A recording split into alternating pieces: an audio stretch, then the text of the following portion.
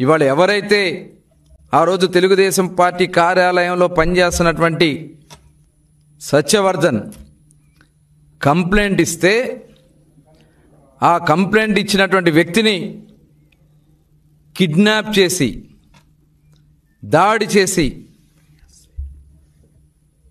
సొంతంగా ఆయన కారులోనే ఎక్కించుకుని ఆ ఫుటేజ్లన్నీ ఉన్నాయి.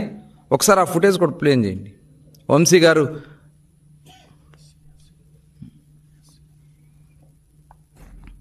ఒక దళిత సోదరుడు పార్టీ కార్యాలయంలో వర్క్ చేస్తూ కంప్లైంట్ ఇచ్చాడని అతన్ని బెదిరించి భయపెట్టి కిడ్నాప్ చేసి అతను కేసును వాపసు తీసుకునేలాగా చేసింది వాస్తవం కదా? అందుట్లో ఉంది మీరు కాదా?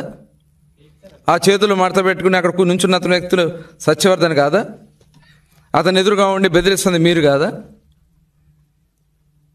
అది మీ ఇంటి దగ్గర ఉన్నటువంటి లిఫ్ట్ కాదా?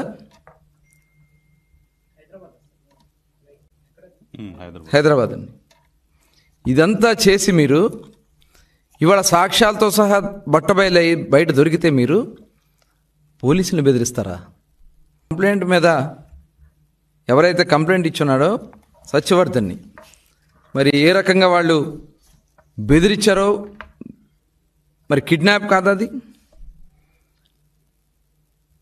ఇవాళ అక్కడ వస్తున్నటువంటి ఇదిగోండి ఆయనే వంశీ గారు, వాళ్ళ మనుషులు, సత్యవర్ధన్ అతనే ఆ రైట్ సైడ్లో ఉన్నాడు కదా, వైట్ షర్ట్ వేసుకుని అతను సత్యవర్ధన్.